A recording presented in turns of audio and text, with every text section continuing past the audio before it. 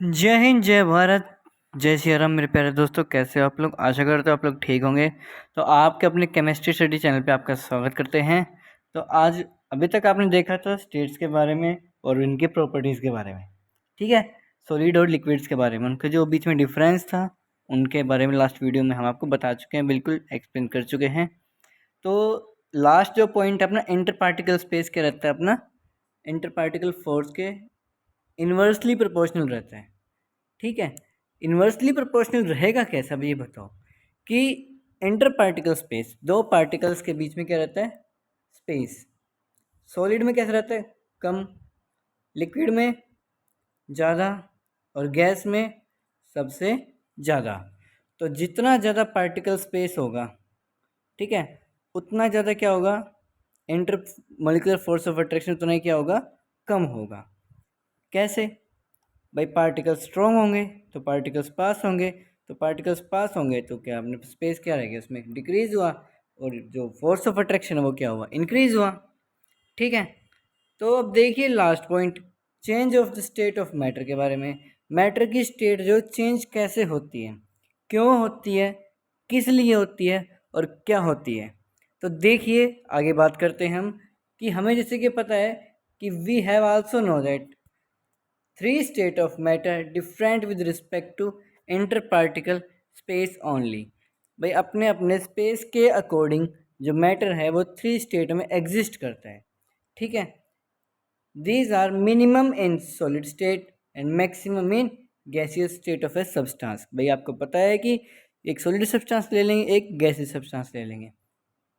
तो स्पेस के बारे में बात हो रही है, तो आपको पता है कि सबसे कम स्पेस किस में रहता है, सॉलिड में, और सबसे ज़्यादा किस में रहेगा, गैसियस स्टेट में, ठीक है। अब देखिए बात कर रहे हैं, let us try to find out whether this state can be interchange और नॉट। चलो हम कोशिश करेंगे भाई कि ये क्या चेंज जो है, स्टेट जो है क्या इंटरचेंज हो सकती है आपस में। अरे बताओ क्यों नहीं हो सकती, आप लोगों ने डेली लाइफ में यूज़ की है। जैसे कि एग्जांपल लेके चलें, लिक्विड से क्या सॉलिड में चीज़ कन्वर्ट नहीं करी, करी है, डेफिनेटली करी है। कौन सी?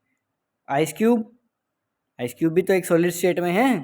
पानी से हमने आइस क्यूब में कन्वर्ट करा है, या फिर आइस क्यूब को हमने पानी में कन्वर्ट करा है, बटर को हमने लिक्विड में कन्वर्ट करा है।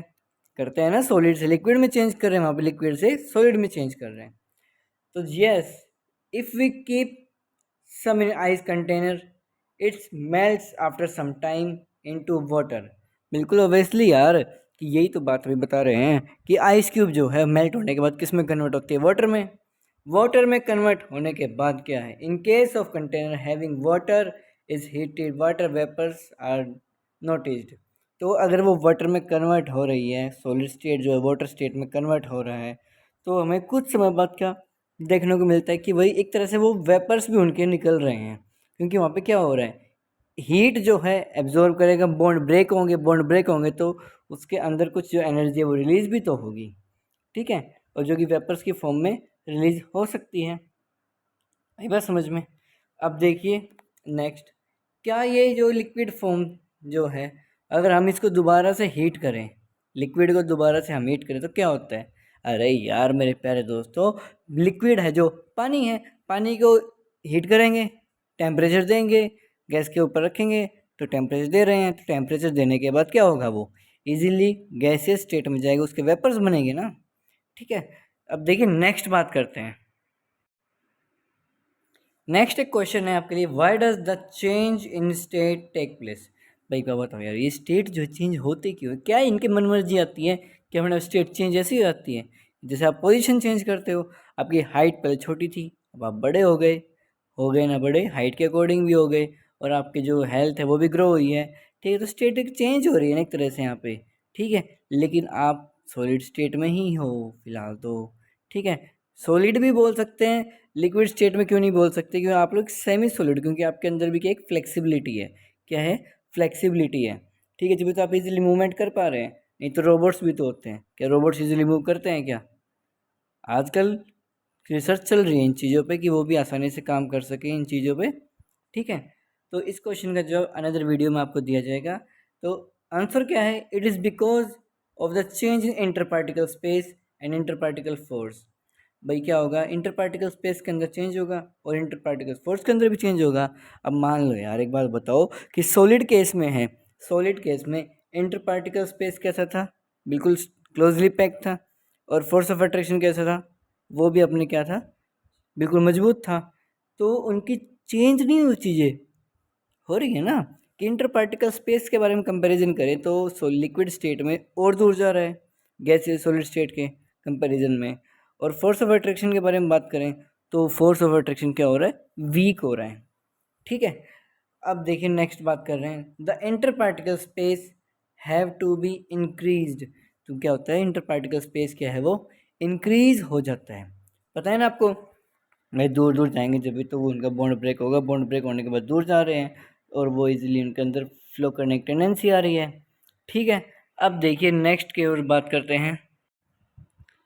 तो अब देखिए नेक्स्ट है अपना लिक्विड से गैस स्टेट में। तो सिमिलरली क्या होता है कि स्पेस क्या है इसका फर्दर इंक्रीज हो जाता है। भाई किसका, पार्टिकल्स के बीच में स्पेस है वो इंक्रीज होएगा, इंक्रीज होगा तो फोर्स ऑफ अट्रैक्शन क्या होगा, वीक होगा। We can say that one state of substance can be converted into other changes inter particle spaces. तो मतलब कि सब्सटेंस चेंज हो रहे हैं, और सब्सटेंस चेंज हो रहे हैं तो मेरे प्यारे भाई और बहनों, तो उसमें क्या होगा, इंटर पार्टिकल स्पेस भी क्या होगा, वो बढ़ेगा, क्योंकि स्टेट क्या हो रही है, चेंज हो रही है। Also change it's inter particle force of attraction. तो फोर्स ऑफ अट्रैक्शन में क्या होगा, उनमें चेंज होगा। सॉलिड से जब लिक्विड में जा रहे हैं तो भी चेंज होगा, लिक्विड से जब गैस में जा रहे हैं तो भी चेंज होगा। तो फोर्स ऑफ अट्रैक्शन क्या होगा, वीक होगा, क्योंकि पार्टिकल्स के बीच में जो गैप है वो क्या होता है, ज़्यादा नहीं होता, क्या ज़्यादा होता है। आई बात समझ में। अगला है, these are allows process can be reversed also under suitable conditions. This is known as inter conversion of state of matter. भाई हम इनको वापस रिवर्स भी तो ला सकते हैं, गैस से लिक्विड भी ला सकते हैं, लिक्विड से सॉलिड भी ला सकते हैं। ठीक है, हम इनको इनके ऊपर जो है ना कंडीशंस, टर्म्स एंड कंडीशंस लगा सकते हैं और उनको हम इंटर कन्वर्ट भी कर सकते हैं, दोबारा से इनको रिकन्वर्ट कर सकते हैं। इसी को हम बोलते हैं इंटर कन्वर्जन ऑफ मैटर। ठीक है, चलो एक नेक्स्ट क्वेश्चन लेके आए आपके लिए, how to bring about the change of state. भाई कैसे वो स्टेट चेंज कर सकते हैं, by changing in temperature and by changing in pressure. आई बात समझ में, टेम्परेचर और प्रेशर जो बेसिक जो पॉइंट रहते हैं हम इनको चेंज कर सकते हैं और इनकी स्टेट भी चेंज हो सकती है। ठीक है, अब आपके लिए बड़ा इंटरेस्टिंग जो टॉपिक है नेक्स्ट देखिए हम बात करेंगे उसके लिए। तो ये है वो डायग्राम कि मान लीजिए आइस क्यूब है, ये हमारा क्या हो गया, थर्मामीटर। अरे वही जिससे बुखार चेक करते हैं मेरे प्यारे भाइयों, बुखार चेक करने वाला ही थर्मामीटर है। ठीक है, और ये वाटर में कब कन्वर्ट हो रहा है, जब हम इसको क्या दे रहे हैं, टेम्परेचर दे रहे हैं। तो आइस क्यूब किस में कन्वर्ट हो रहा है, लिक्विड में, और लिक्विड का जब टेम्परेचर बढ़ रहा है, लगातार बढ़ रहा है, और इसको कंटिन्यूसली बॉयल करेंगे तो ये किस में कन्वर्ट हो जाएगी, फिर वो गैस में। ठीक है, तो ये ऐसे धीरे धीरे वो कन्वर्ट होती चीज़ें, जो आइस जो है पहले मेल्ट होएगी मेल्टिंग प्रोसेस से, और जब लिक्विड से गैस में कन्वर्ट होएगा तो वेपर प्रोसेस से, वेपराइजेशन से ये अपने कन्वर्ट हो जाएगा। ठीक है, अब नेक्स्ट देखिए, इसी से रिलेटेड आपके लिए टॉपिक है अगला, कि आपको पता है जब आइस जब लिक्विड में कन्वर्ट हो रहा है तो कैसे होगा, जब हमारे नॉर्मल सी कंडीशन सी बात है, सिचुएशन ऐसी है कि जब आइस जो है लिक्विड में कन्वर्ट हो रहा है तो क्या होगा, टेम्परेचर तो इंक्रीज होगा ना, होगा इंक्रीज। तो जब स्टार्ट हुआ मेल्टिंग प्रोसेस, जब स्टार्ट हुआ तो चेंज इनटू वाटर, तो आइस क्यूब चेंज नहीं होती है। अरे यार जब मेल्ट होना स्टार्ट होता है मतलब ना तो वो पूरी तरह से लिक्विड में होता, ना वो पूरी तरह सॉलिड में होता, तो उस पॉइंट को क्या बोलेंगे, मेल्टिंग पॉइंट बोलेंगे, जिस पॉइंट पे वो मेल्ट होना स्टार्ट हो रहा है, लिक्विड में कन्वर्ट होना शुरू हो रहा है। तो record the temperature during the melting office till it has completely change into water. मतलब कि हम उस चीज़ को, उस पॉइंट को रिकॉर्ड कर सकते हैं कि कब ये अपने कितने टेम्परेचर पर बॉयल होना स्टार्ट हुआ और कब वो वाटर में कन्वर्ट हुआ। तो हम ऑब्जर्व करेंगे कि ice has not melted, the temperature in thermometer indicates to rise. अब कभी कभी ऐसा भी होता है कि आइस जो है, अगर टेम्परेचर क्या कर रहे हैं भाई, आइस मेल्ट नहीं हो रही है। ठीक है, आइस क्या नहीं हो रही है, मेल्ट नहीं हो रही है। एक पॉइंट ऐसा भी आता है कि मान लीजिए आप टेम्परेचर दे रहे हैं कॉन्स्टेंटली, ठीक है, अब पूरी तरह तो वो मेल्ट नहीं होगा ना, ठीक है, कुछ समय बाद वो मेल्ट होगा। तो ये थर्मामीटर में क्या होता है कि थर्मामीटर इंडिकेट्स राइज, मतलब थर्मामीटर तो है क्या, टेम्परेचर बढ़ाया हुआ दिखता है, ठीक है, लेकिन हमें वहाँ पे आइस भी तो दिखती है कि हाँ भाई कंप्लीटली मेल्ट नहीं हुई है। तो once the melting process start, एक बार मेल्टिंग प्रोसेस स्टार्ट हो जाती है, the temperature thermometer becomes constant till the whole of the ice of melt, मतलब कि वो थर्मामीटर है वो एक कॉन्स्टेंट पोजीशन पे फिक्स हो जाता है कि हाँ ये पूरे आइस को इसमें मेल्ट करेगा। It is quite surprising, there is no increase in temperature though the beaker is still being heated as before, जैसे कि पहले जो टेम्परेचर दे रहे थे वो उसका टेम्परेचर बीकर का सेम रहा है।